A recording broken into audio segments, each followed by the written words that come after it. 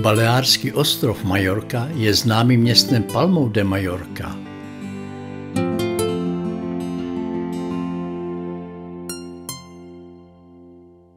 Nejdůležitější památka města je katedrála.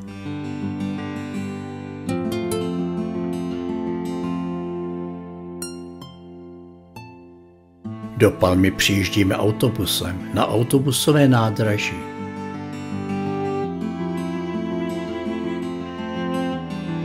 Odtud jdeme pěší zónou Carrer de San Miguel směrem k Plaza Mayor.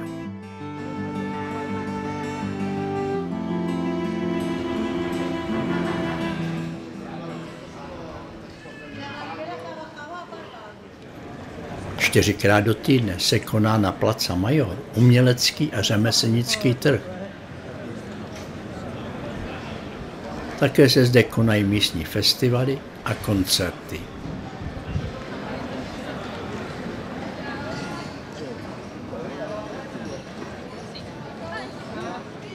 Nacházejí zde známé restaurace a butiky.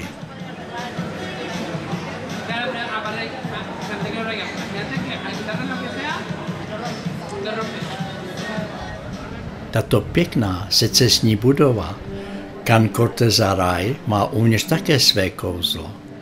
Architektonický styl této moderní budovy je připisován hnutí Art Nouveau.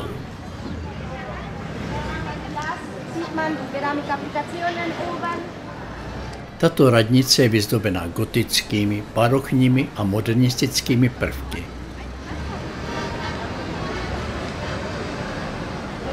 Naši pozornost upoutal velmi starý olivovník. Na toto místo byl přesazen v roce 1989. Na radničním náměstí je to foto- a videomotiv číslo 1. Na rohu náměstí naproti radnici stojí zajímavá budova Can Corbella.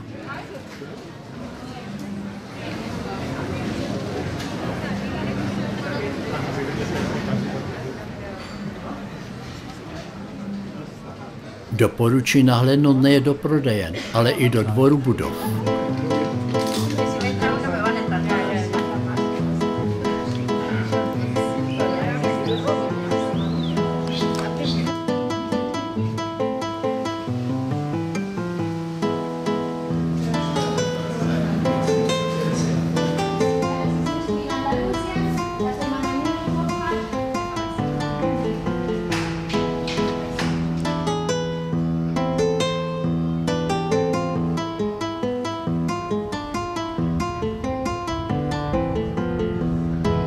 Nyní přicházíme ke kostelu Santa Eulalia. Po zemětřesení v roce 1851 byl zrekonstruován v novogotickém stylu.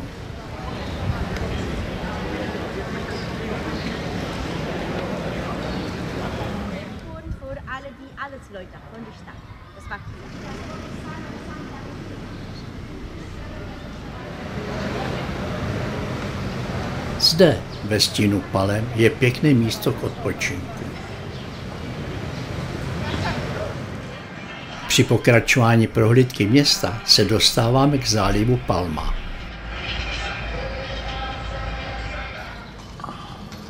Katedrála v Palmě je jedna z nejpozoruhodnějších děl gotické architektury ve Španělsku.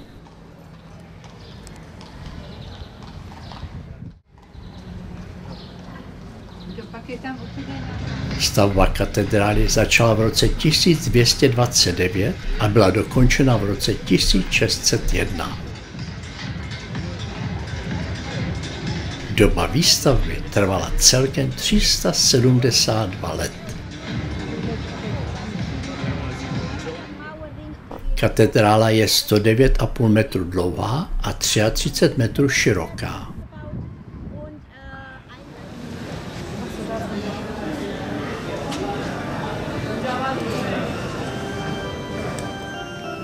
Hlavní loď měří 75,5 metru na délku a 19,5 metru na šířku.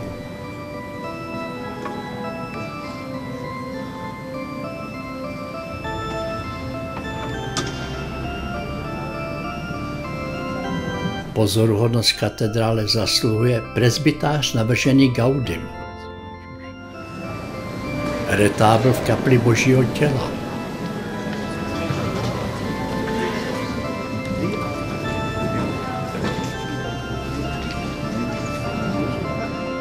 Velké varhany. Rozeta na východní frontě a keramika od Michala Barcelo. Palác připomínající pevnost pochází ze 14. století.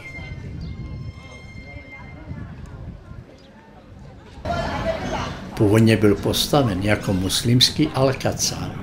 Palác byl přestavěn králi Jaume II. A Jaume III. Z Majorky.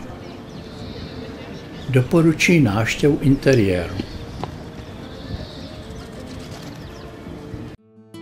Po procházce Palmou se nabízí k relaxaci královská zahrada vedle paláce Almudaina.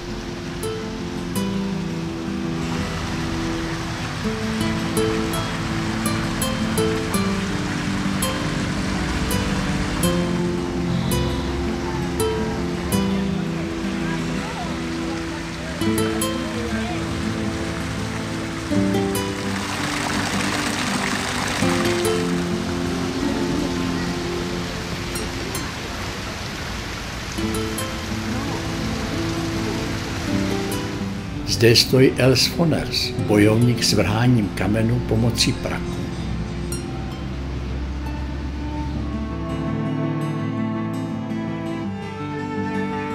Romantické jezírko Lago del Cisne se nachází pod zděným obloukem Drassana.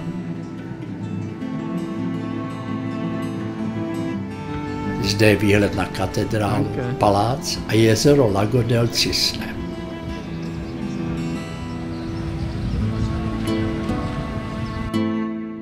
Odtud je krásný výhled na katedrálu.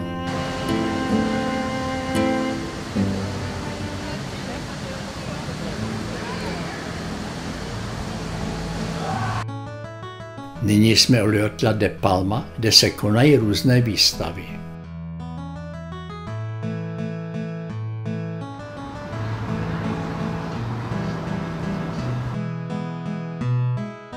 Nyní procházíme promenádou, kde jsou vystavená umělecká díla.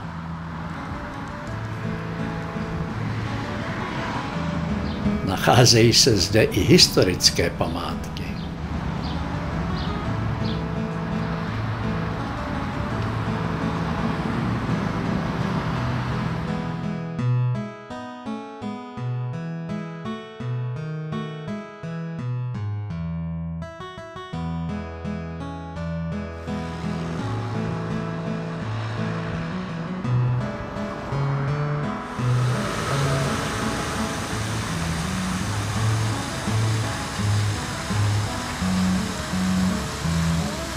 To jsou sluneční hodiny se znamením a liniemi zvěrokruhu.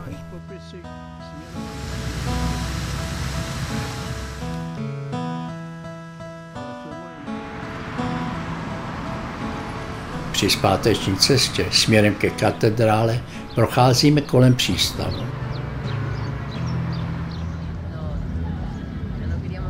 Po krátké přestávce v Královské zahradě jdeme historickými uličkami směrem na sever, kde nahlížíme do nádvoří budov.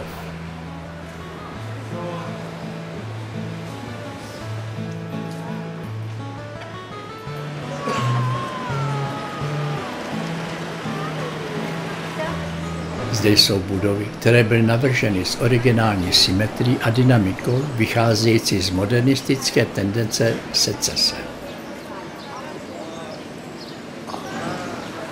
Zde vidíme další budovu s pěknou fasádou.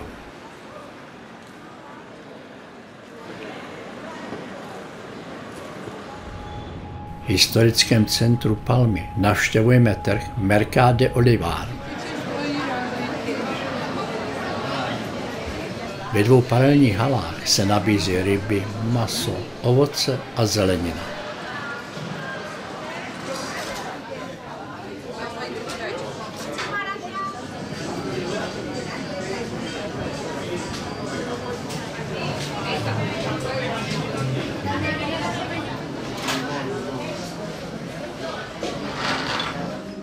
Jako poslední top atrakcí je zámek Belver, který se nachází nad hlavním městem Palma de Mallorca. Je to jedna z nejpůsobivějších staveb na ostrově. Hrad byl postaven kolem vnitřního nádvoří.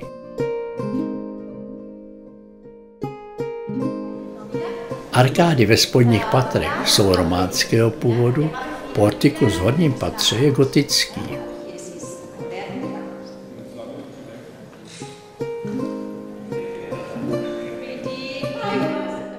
Hrad je obklopen asi 4 metry širokým příkopem a má 4 věže.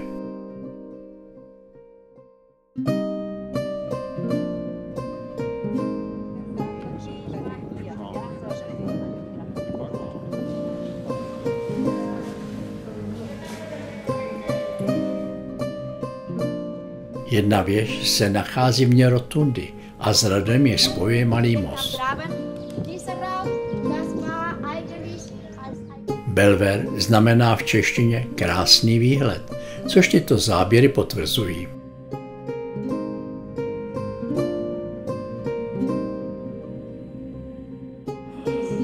Ano, to byly nejzajímavější pozornosti v Palma de Mallorca.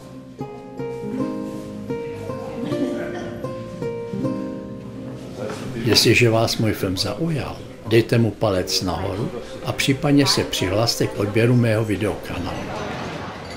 V dalším dílu o cestě na Majorce uvidíte další krásné památky z tohoto kouzelného ostrova.